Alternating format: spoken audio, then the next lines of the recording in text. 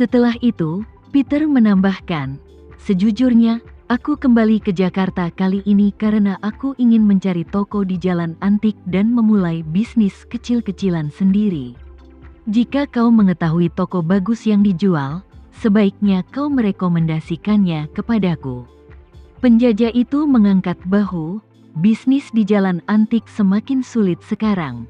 Aku ingat kau sepertinya berasal dari Panciayuan. Saat itu, kau mungkin membuka toko yang menjual barang antik di Panciayuan, kan? Mengapa kamu berpikir untuk datang ke Jakarta sekarang? Bukankah ini akan menjadi mundur jika kamu semakin banyak bekerja?" Ketika Peter melamar pekerjaan sebagai manajer toko barang antik, resumenya menyebutkan bahwa dia telah mulai mendirikan kios di Panciayuan lebih dari 20 tahun yang lalu. Saat itu, banyak pedagang kecil di Jakarta Antik Street yang merasa dia hebat. Jadi latar belakang dan riwayat hidupnya tersebar dari mulut ke mulut. Panciayuan dapat dianggap sebagai Yerusalemnya industri barang antik Indonesia. Mereka yang telah melewati Panciayuan pada dasarnya dapat berjalan menyamping di jalan-jalan antik di kota manapun di Indonesia. Peter memiliki resume yang kaya. Ketika dia kembali ke Jakarta Antik Street untuk berbisnis, orang luar sepertinya mengalami kemunduran. Namun, dia tidak ingin menjelaskan terlalu banyak, jadi dia tersenyum dan berkata, "Aku akan menetap sekarang karena aku di sini. Aku telah mengunjungi banyak tempat selama bertahun-tahun, dan sepertinya aku masih lebih menyukai Jakarta." Setelah itu, dia membungkuk ke arah pihak lain. Dia menangkupkan tangannya dan berkata dengan sopan, "Aku akan datang besok pagi. Jika kau punya rekomendasi toko yang bagus, tolong bantu aku memperhatikannya." Pria itu langsung setuju. Oke, izinkan aku membantumu mengawasinya." Setelah mengatakan itu, dia melambaikan tangan kepada Peter. Setelah Peter pergi, dia berhenti menutup kios dan mengeluarkan ponselnya untuk menelepon.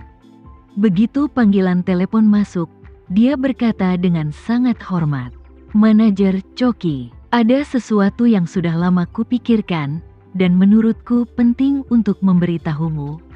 Coki ditelepon sekarang menjadi manajer umum toko barang antik, dan dia juga seorang tokoh populer di jalanan antik. Ketika Peter menjadi manajer umum toko barang antik, Coki adalah wakilnya.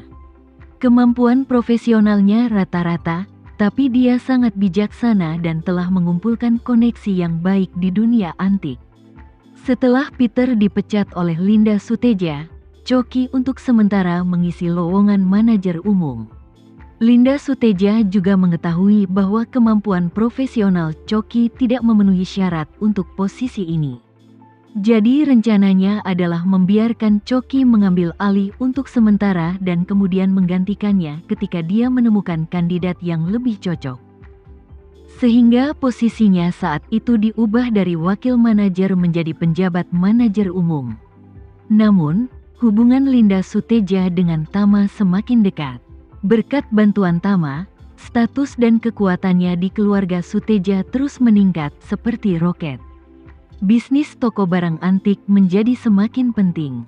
Saya tidak peduli lagi. Kini, Linda Suteja telah menjadi kepala seluruh keluarga Suteja dan jurumudi keluarga yang bernilai ratusan miliar. Tentu saja, bisnis sampingan kecil seperti toko barang antik bahkan lebih kecil lagi. Jadi dia tidak menginvestasikan lebih banyak energi di toko barang antik. Pemiliknya tidak terlalu memperhatikan bisnis ini. Jadi Coki secara bertahap melepaskan topinya sebagai penjabat manajer umum dan menjadi manajer umum yang sebenarnya. Dalam industri barang antik Jakarta, toko barang antik adalah kakak yang layak.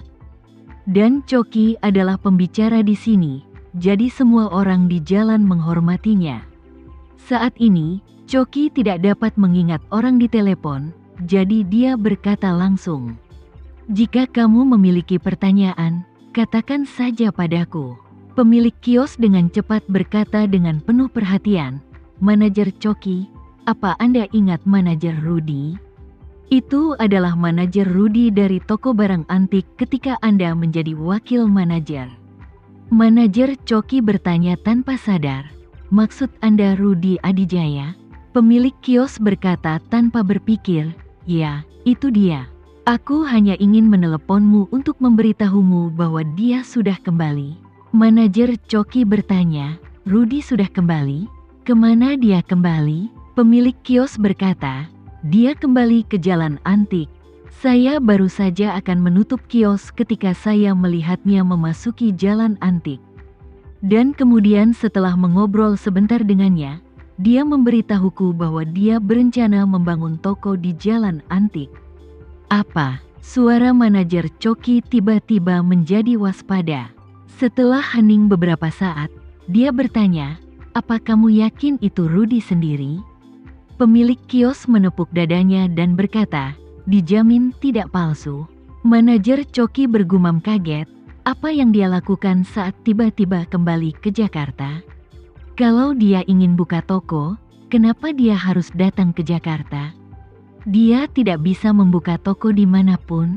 Pemilik warung langsung mengiyakan dan berkata, manajer Coki, ketika Rudy kembali kali ini, mungkinkah dia ingin mendapatkan kembali posisinya sebagai manajer toko barang antik?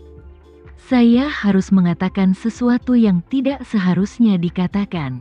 Semua orang mengatakan bahwa kondisi bisnis toko barang antik selama periode ini tidak terlalu baik. Informasi rekrutmen untuk manajer umum ada di situs web. Sekarang Rudy tiba-tiba kembali, kamu harus berhati-hati. Setelah mendengar ini, Coki tiba-tiba merasa sedikit khawatir. Awalnya, tim keuangan grup Suteja selalu menyarankan agar Linda Suteja menutup toko barang antik dan bisnis barang antik terkait. Lagi pula, Jakarta sendiri bukanlah pusat pertukaran barang antik nasional. Bahkan bukan hope, bisnis toko barang antik ada di tanah ini. Sulit untuk tumbuh dengan sendirinya. Apalagi, situasi pendapatan toko barang antik juga tidak optimis. Setelah manajer Coki mengambil alih, meskipun bisnis toko barang antik tidak kecil, karena kurangnya pengalaman seluruh tim manajemen. Toko barang antik pada dasarnya telah berjuang untuk mempertahankan modalnya selama periode ini.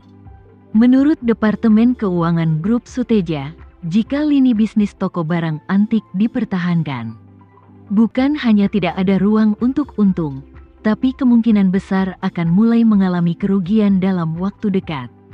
Jika usaha ini dihentikan sekarang, toko barang antik juga bisa dikemas dan dijual. Aset tetap ditambah nilai merek, masih ada keuntungan tertentu, tapi begitu toko barang antik mulai merugi, nilainya akan semakin rendah, dan bahkan mungkin kembali ke nol pada akhirnya. Oleh karena itu, toko barang antik ibarat rumah di masa anjloknya harga rumah. Kapanpun dijual dianggap terjual dengan harga tinggi saat itu, karena jika mereka tetap memegangnya, nilainya hanya akan semakin rendah. Namun, Linda Suteja punya pemikiran sendiri tentang bisnis ini. Tidak masalah jika toko barang antik tidak menghasilkan uang. Tidak masalah jika ia kehilangan sejumlah uang. Ia hanya berharap toko barang antik bisa mempertahankannya, karena bagaimanapun juga, disinilah dia dan Tama pertama kali bertemu. Terlebih lagi, meskipun toko barang antik kehilangan uang, uang yang hilang tidak lebih dari setetes air di mata Linda Suteja. Menjaga toko barang antik tidak memerlukan biaya sama sekali. Kinerja manajer Coki dalam beberapa bulan pertama setelah mengambil alih tidak ideal. Dan dia sangat khawatir, takut Linda Suteja akan membawanya keluar. Namun seiring berjalannya waktu, ia menemukan bahwa Linda Suteja sepertinya tidak mempedulikan kinerja toko barang antik. Meskipun keuntungannya semakin rendah, segala sesuatu di sini masih sama seperti sebelumnya, dan tidak ada yang meminta pertanggungjawabannya atau mengganggu dia. Belakangan, Coki menyadari kebenarannya, Linda Suteja tampaknya tidak peduli apa toko barang antik menghasilkan uang atau kehilangan uang. Dia mungkin hanya ingin mempertahankan nama merek toko barang antik. Tidak masalah jika tidak menghasilkan uang, dan tidak masalah jika kehilangan sejumlah uang. Manajer Coki tidak tahu bahwa Linda Suteja menyimpan toko barang antik karena perasaannya terhadap Tama. Dia hanya berpikir secara sepihak bahwa Linda Suteja memulai karirnya di toko barang antik. Dan dia mungkin menganggap tempat ini sebagai tempat yang diberkati. Orang yang berbisnis, terutama yang berbisnis besar, memiliki beberapa tahayul dan metafisika. Dan mereka seringkali memiliki perasaan terhadap tempat di mana mereka memperoleh kekayaan.